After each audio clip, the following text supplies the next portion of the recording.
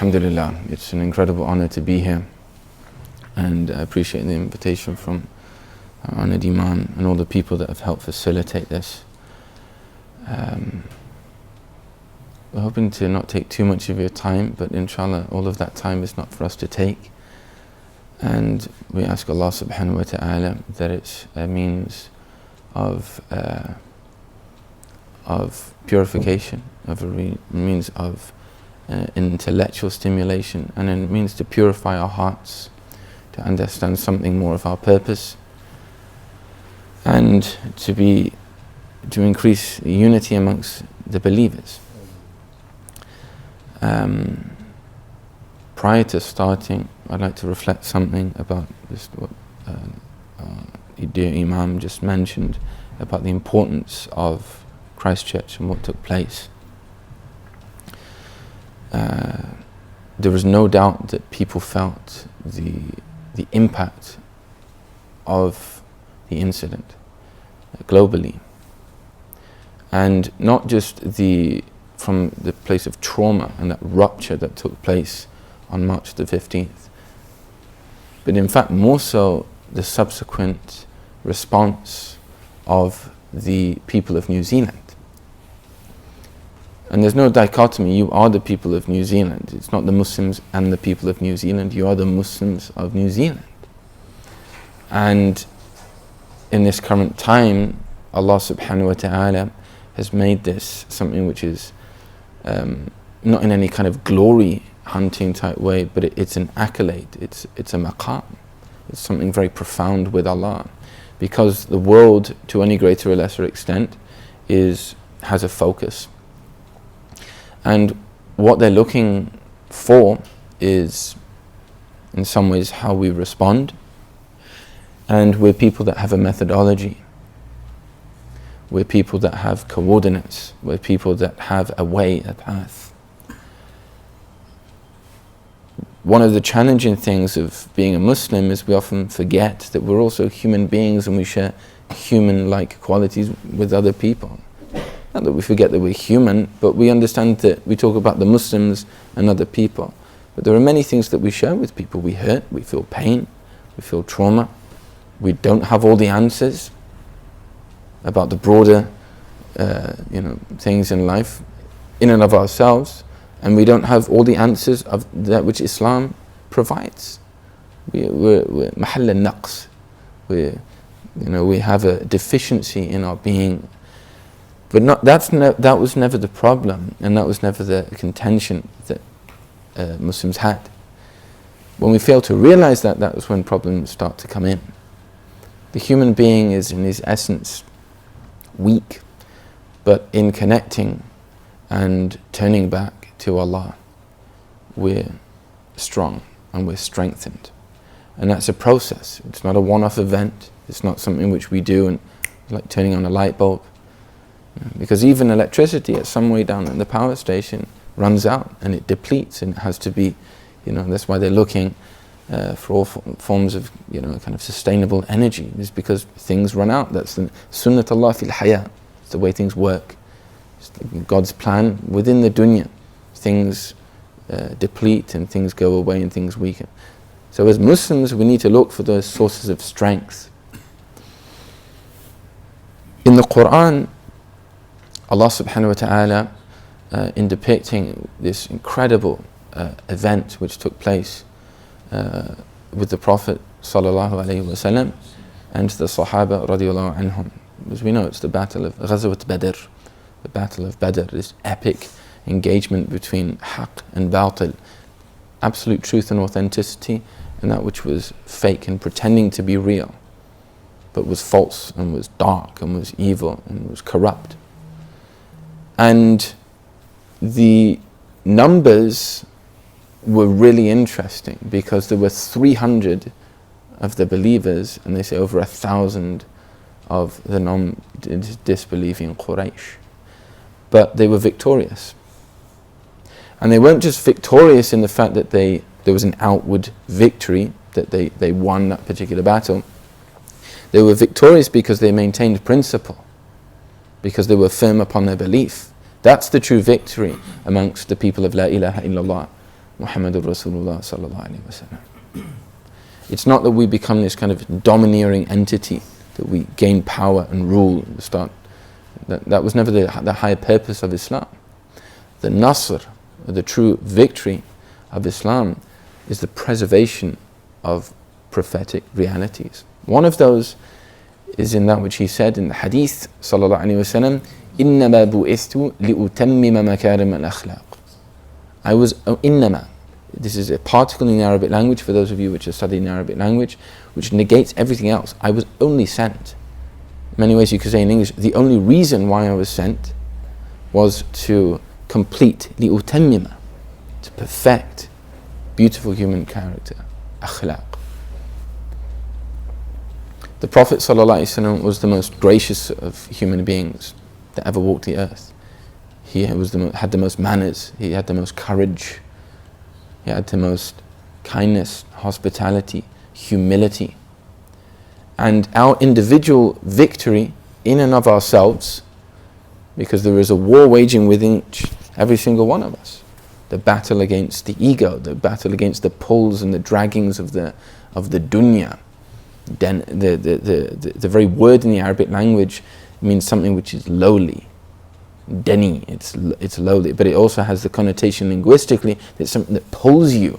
So we have this capacity as human beings to be pulled to that which is low. And this is the archetype, as Allah subhanahu wa ta'ala talks and mentions in the Quran, is asfal as-safilin. Asfal as-safilin, the lowest of the low. That you've usurped something of your potential of a human to be human, and you've lowered it. And then we become hum kal an'am, bal hum adall. They're just like an'am. New Zealand is a place with many sheep, mashallah. There's great livestock grazing, but we're not to be like the sheep. The sheep are being sheep, and the goats are being goats, and the cows are being cows.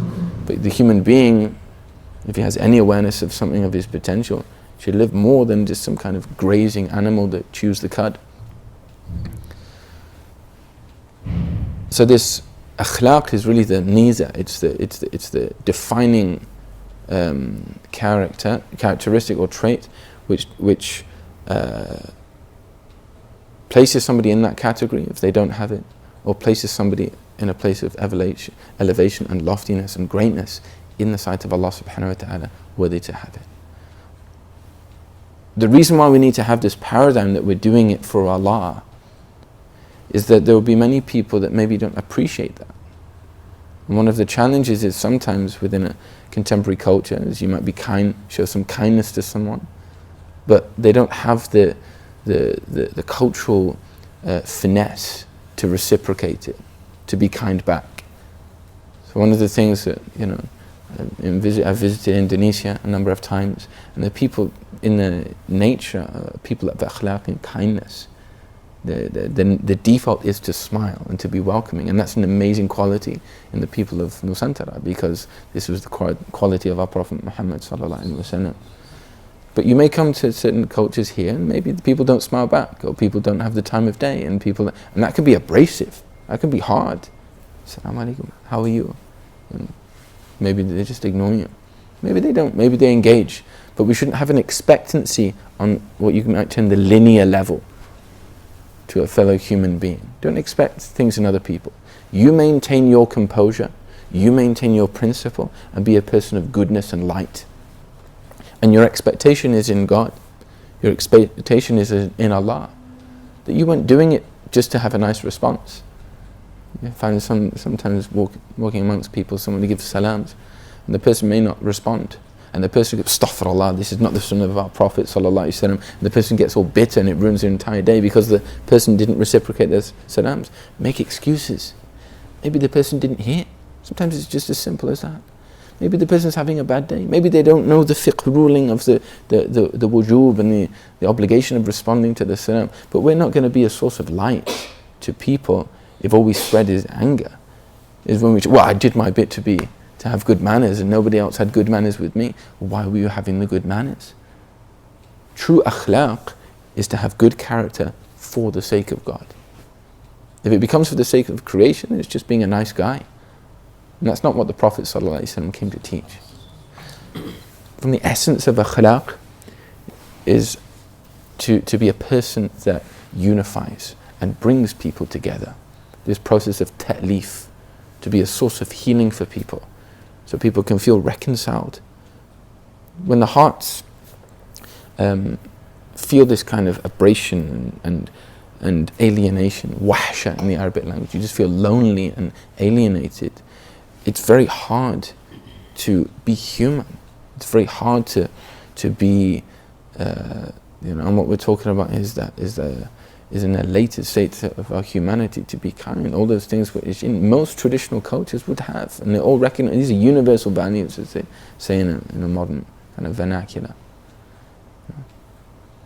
But to be a source of unity, we can only be a source of unity if we ourselves are unified. Alhamdulillah, we have this incredible message of Tawheed, which the Prophet ﷺ brought to us.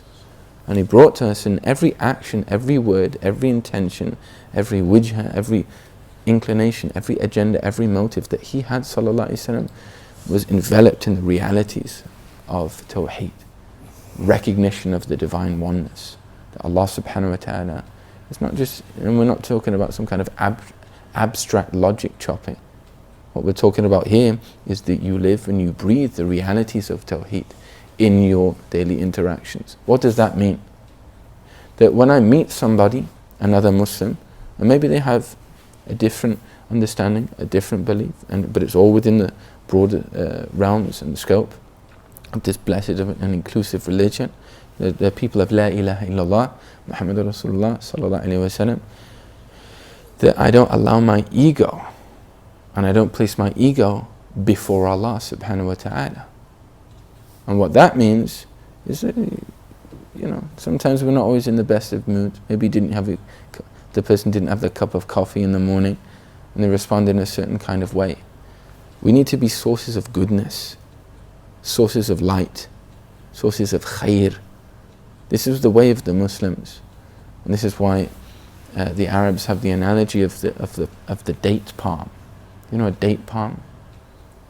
So they say if you throw a stone at it, it doesn't throw the stone back.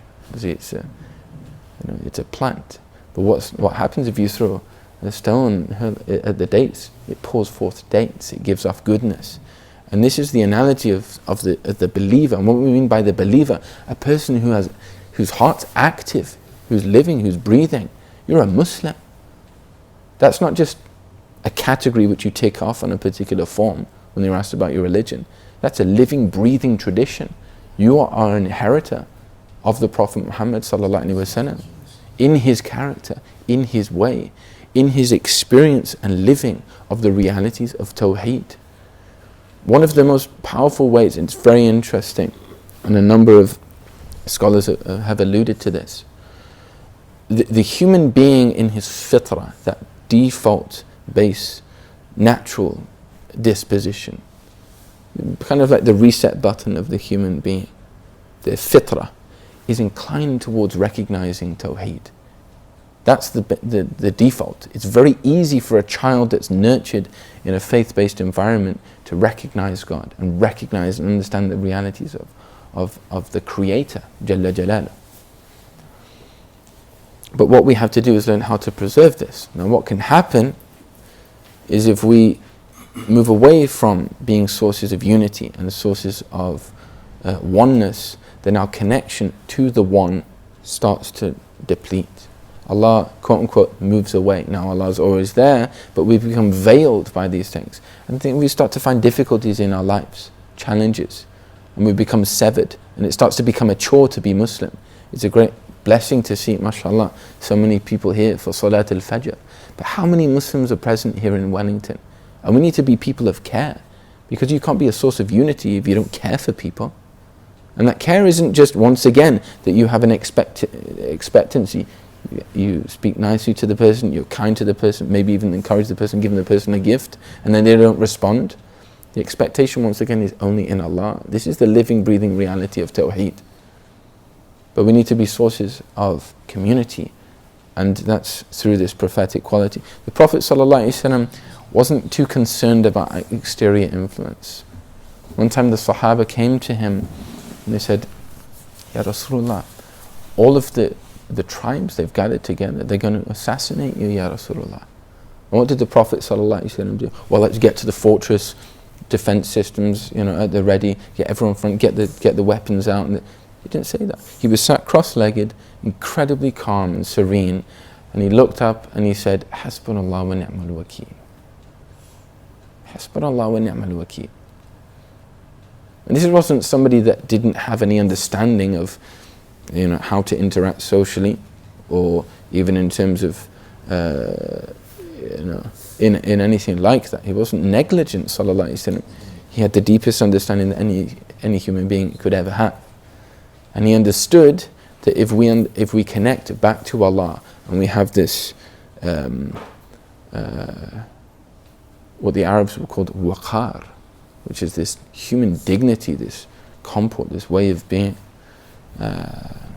then we'll be okay. If we turn back to Al-Qawi, the strong, the source of all strength, Jalla Jalal subhanahu wa ta'ala, then we too will have this strength to carry on.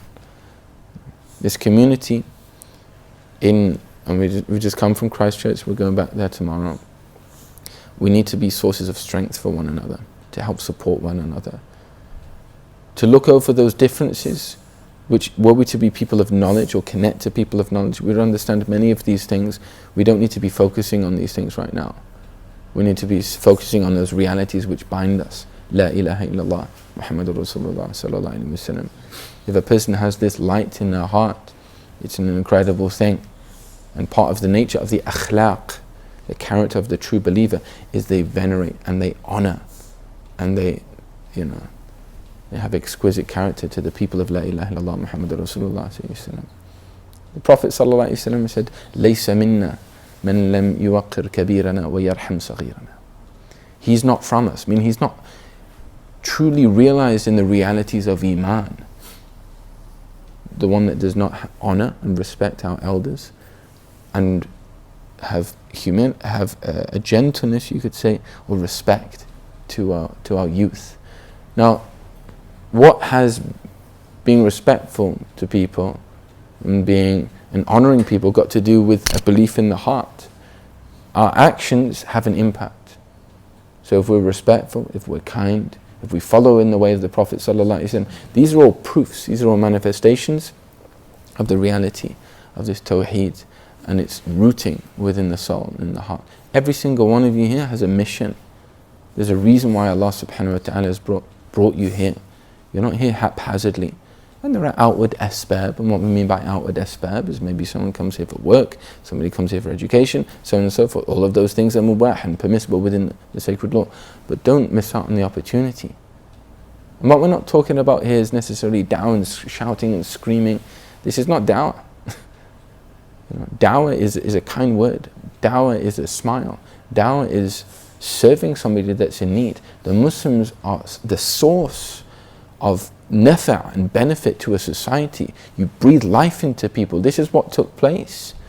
This is what took place when they went to Persia. This is what took place when they went to Andalusia. We forget that Islam was in Europe. Islam spread throughout the East and the West. It wasn't this kind of monolithic entity which only resided in a tiny little village in the Arabian Peninsula. It was spread, and the light comes from that blessed land of Medina Munawwara. And the light comes from that blessed land of Makkah al-Mukarram. And the people took from this light, and they took from the realities of this tawheed, and they spread it out from people. The Prophet ﷺ, he said, إِنَّمَا بُعِثْتُ لِأُتَمِّمَ مَكَارِمَ الْأَخْلَاقِ. I was only sent to complete perfect human character. In this, we become realized in our connection back to Allah.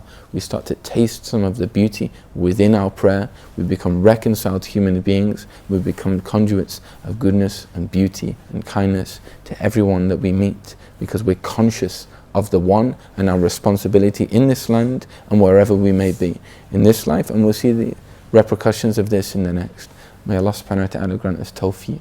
May Allah subhanahu wa ta'ala grant us success. May Allah subhanahu wa ta'ala purify our character. Make us to be people who follow the Prophet Muhammad sallallahu alaihi wasallam in everything that we do, everything that we say, in the way that we intend, in the way that, in our motives, in our agendas, to be prophetic human beings, to people who are bastions of this great tradition, that go forth and whoever they meet, they're conscious of Allah, and that Allah is watching them, and that every single one of us is accountable. Be a source of light, be a source of goodness, be a source of greatness in yourself, and spread it throughout humanity. وصلى الله على محمد وعلى آله وصحبه وسلم. الحمد لله رب العالمين.